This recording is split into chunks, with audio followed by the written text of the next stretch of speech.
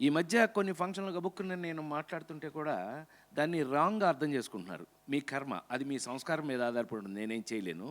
ఒకవేళ తప్పుగా అర్థం చేసుకున్నట్టయితే మీ సంస్కారం. నేనైతే ఇట్లాగే ఉంటా, సరదాగా ఉంటా ఎవరితో. ఇప్పుడు ఇళయరాజా గారితో ఆ రోజున మీటింగ్ ఎంత బాగా జరిగింది మనకి.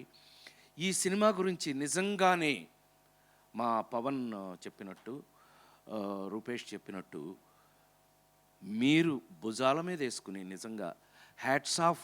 నేను ఎప్పుడు మీడియాని పిలవను, నా ఫ్యామిలీ అని అనుకుంటూ ఉంటాను. మీ అందరికీ తెలుసు ఆ విషయం. నేను ఎప్పుడు ఫ్యామిలీ మెంబర్, నన్ను మీరందరూ అన్నయ్య అని పిలవటమే నాకు జన్మధన్యం, నా అదృష్టం. Thank you. ఎందుకనంటే అలాగే మీరు నాతో ఉన్నారు.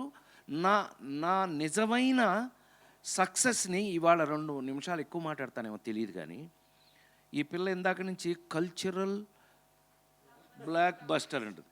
ఇంకొకసారి చదువు మళ్ళీ. It is not cultural, it is cultural.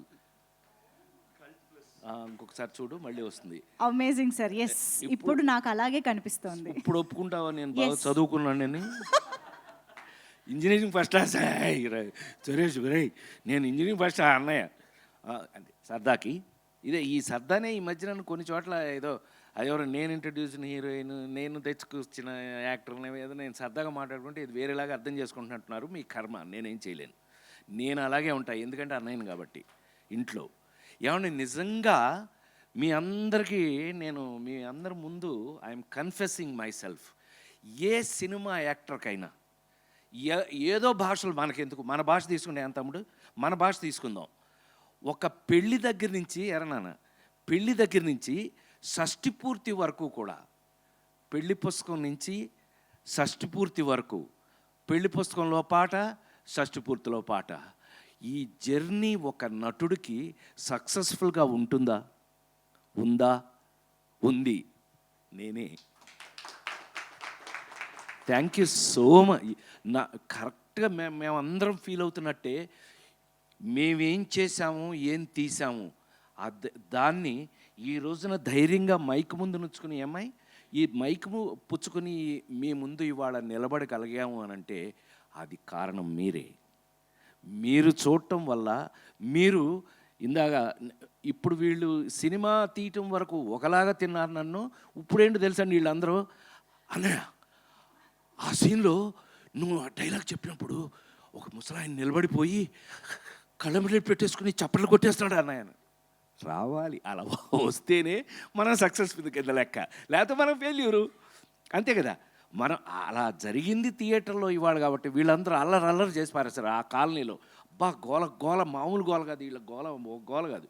అయితే మరి ఇవాళ మీరందరూ చూసి జనరల్గా ఏమన్నారు, కల్ట్ ఫిల్ము అని అంటే ఏమనుకుంటున్నారు మీరు? పెళ్లి పుస్తకం దగ్గర నుంచి షష్ఠి పూర్తి వరకు రాజేంద్ర ప్రసాద్ గారు మొత్తం అంతా మన ట్రెడిషనల్ గురించే చెప్తాడండి. మనకి ఇంట్లో పెద్దాళ్ళు చెప్పే సోది మళ్ళీ ఈయన చెప్పే సోది చాలా పొరపాటు. లేడీస్ టైలర్లో నేను చేయని గోల, పెళ్లి పుస్తకంలో నేను చేయని గోల, షష్ఠి పూర్తిలో వీళ్ళు చేయని గోల, మామూలు గోల కాదని మీరందరూ నీ పేరుతో పిలవట్లేదు చూసుకో, చివరికి నీ పేరు పోయింది. అదే ఒక యాక్టర్ యొక్క గొప్పతనం. ఆ నలుగురు సినిమా చూసి చైతన్య, ఆ నలుగురు సినిమా చూసి నన్ను రాజేంద్ర ప్రసాద్ అని ఎవడన్నాడు? రఘురామనే అన్నారు. కారణం ఆ పాత్ర సక్సెస్. ఏ నటుడికైనా, మా పెద్ద ఆయన విశ్వవిఖ్యాత నట సార్వభౌమ నందమూరి తారక రామారావు, ఎప్పుడైనా కబుర్లు బాగా ఆయనతో చాలా ఎక్కువ కబుర్లు మాట్లాడుకున్న కొన్ని 10-12 సంవత్సరాల పాటు నేను నా ఏదో జన్మలో నా పూర్వజన్మ సుకృతం. ఆయన అంటుండేవారు ఎప్పుడైనా, ప్రసాద్ మీకు విషయం తెలుసా, మనం ఎక్కడ గుర్తుంటాం, మనం వేసిన పాత్రలు గుర్తుంటాయి.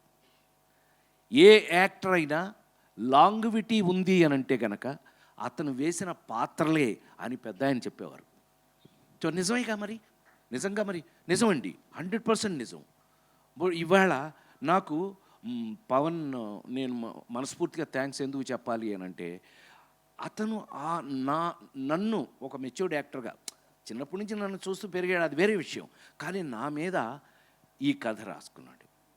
నా మీద ఒక మెచ్యూర్డ్ యాక్టర్గా పెళ్లి పుస్తకంలో పెళ్లి గురించి చెప్పిన ఒక నటుడు ఇతనికి షష్ఠిపూర్తి చేస్తే ఎలా ఉంటుంది? పైగా షష్ఠిపూర్తి కూడా నాకు చాలా ఆశ్చర్యం వేసిన విషయం, 38 ఏళ్ళు 36 ఏళ్ళు 38 ఏళ్ళు అయింది లేడీస్ టైలర్ సినిమా యాక్ట్ చేసి ఆ అర్చన పట్టుకొస్తున్నారు ఏంటబ్బా మధ్యలో చూడాలి నేను ఎప్పుడు అర్చన పాపం నేను నాతో యాక్ట్ చేసిన హీరోయిన్లు అందరూ వాళ్ళు చూసింటారు కదా నిన్న రోజు ఎవరు కానీ వాళ్ళందరూ నిన్న ఎస్వి కృష్ణారెడ్డి ఫంక్షన్లో కూడా వాళ్ళందరూ నన్ను చూసి గోల ఆ దెబ్బకి నేను గోల చేసి వాళ్ళు గోల చేసి గోల నాతో అట్లాగే ఉంటారు అందరూ సరదాగా ఉంటారు నేను అలాగే ఉంటాను వాళ్ళు అలాగే ఉంటారు తప్పే ఉంది కానీ ఇన్ని సంవత్సరాల తర్వాత చూసి ఇంత వాల్యుబుల్ ఒక భార్యాభర్తల మధ్యన ఒక కొడుక్కి ఎలాంటి క్విజ్ పెట్టుకుని ఆ క్విజ్లో అలా ఫస్ట్ హాఫ్ నుంచి నేను ఇది మేము డిస్కస్ చేసిందే ఇది కొడుకు కథ చెబుతూ అసలు కొడుక్కి ఇంత గొప్ప తల్లిదండ్రుల అవతల రావటం అనేదే కథ ఆ కథ రాసినప్పుడు ముందు గబుక్కుని నేను ఫస్ట్ నుంచే సైకిల్ వేసుకు దిగను కదండి నేను ఫస్ట్ నుంచే సైకిల్ వేసుకు దిగుతాను నేను నీతో పోటీయా నాకు అందుకని నేను ఎక్కడ రావాలో అక్కడ వచ్చా ఎలా రాయాలో అతను thanks for your subject and screen play చాలా అతను హీఈస్ వెరీ కమిటెడ్ పాపం ఇతని మీద జాలి ఏంటంటే ఇతనికి ఇంకా పెళ్ళి కూడా కాల జోక్ తెలుసా ఇంతవరకు పెళ్ళి కాల కానీ ఇలా రాసుకున్నాడు కారణం అతని క్యారెక్టర్ నేను నమ్ముతున్నా ఆ ఒక్క ముక్క నేను చెప్పాలి ఎందుకనంటే పవన్ కుమారో ఏదో ఇతని పేరండి వీళ్ళ నాన్న పెట్టిన పేరు ఎక్కడ ఉండాలి వీళ్ళ నాన్న ఆయన ఉంటారు ఆయన ఎప్పుడు వెనకాలే ఉంటారు అలాంటిది తన పేరులో వాళ్ళ అమ్మగారు చనిపోతే ఆ పేరులో సగం తీసేసి వాళ్ళ అమ్మగారు పేరు పెట్టుకుని పవన్ ప్రభ అయ్యాడు ఇతను హ్యాట్స్ ఆఫ్ కదా నిజంగా తల్లి అంటే నిజంగా నాకు అప్పుడు అనిపించింది నిజమే మా అమ్మ నాకు 9 ఏట చనిపోయారండి ఆ తర్వాత మా అక్కయ్యలే అమ్మలాగా పెంచారు నన్ను ఏదో తల్లి లేని బిడ్డని అని మమ్మల్ని ఎక్కడికి వెళ్ళినా కూడా మమ్మల్ని అరే కూర్చోండి రా ముందు మీకు పెడతాం భోజనం అని అనాథల్లాగా మమ్మల్ని ఎక్కడ కూర్చున్నా ముందు మాకు భోజనం పెట్టేవారు మా రిలేషన్స్ ఎవరింటికి వెళ్ళినా కూడా సో అంటే ఇది ఎంత ఎందుకు చెప్పొచ్చానంటే సెంటిమెంటల్ ఫీల్డ్ ఒక సెంటిమెంట్తో ఉన్న ఒక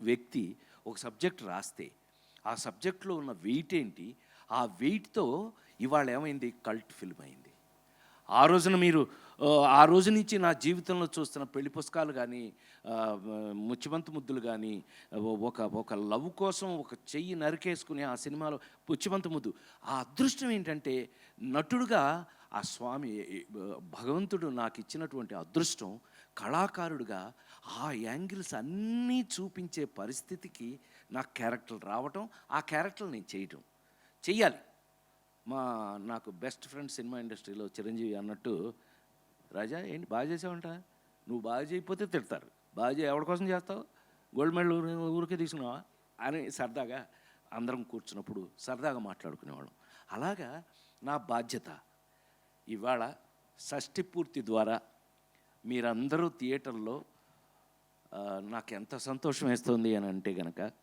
కన్న తల్లిదండ్రులకి ఒక ఎలా మనం గౌరవించాలి అనేది నాకు ఆఖరికి జీవితంలో నాకు షష్ఠి పూర్తి చేస్తూ ఈ రూపేషును ఈ పవన్ వీళ్ళిద్దరు కలిపి తద్వారా మీ అందరికీ కన్న తల్లిదండ్రులకి గౌరవం ఇచ్చే పరిస్థితి తీసుకొచ్చినందుకు నిజంగా ఇలాంటి సినిమాలు ఇలాంటి సినిమాలు రావాలి ఎప్పటికైనా సరే నిన్న ఏదో టాపిక్ వచ్చినప్పుడు అని అన్నాం ఏమండి ఈ సినిమా హిట్ అవ్వడం ఎంత ఇంపార్టెంట్ మన కల్చర్ని మన సంస్కృతి మన సంప్రదాయాలని ప్రతిబింబిస్తూ ఎంటర్టైన్ చేస్తున్నటువంటి ఇలాంటి సినిమాలు ఇంకా ఎన్నో రావాలని మనస్ఫూర్తిగా మనం కోరుకుందాం వీళ్ళు అదే కోరుకున్నారు నా ఫ్యామిలీ మెంబర్స్ అందరూ వాళ్ళు అందుకని ఈ సినిమాని అంత బాగా ప్రమోట్ చేస్తారు ఎందుకనంటే వాళ్ళకి నచ్చింది కాబట్టి ఆ కన్న తల్లిదండ్రులకి ఇప్పుడు మీరు సినిమా చూసి ఎట్లయితే ఏం జరుగుతుంది తెలుసా రూపేష్ కంగ్రాట్స్ ఎందుకో తెలుసండి సినిమా చూసి నిన్న మా అన్నయ్య ఫోన్ చేశాడు విజయవాడ నుంచి నాకు అన్నయ్య ఉన్నాడండి నా 4 మగపిల్లలు 2 ఆడపిల్లలు మేమిద్దరమే మిగిలాం అన్నయ్య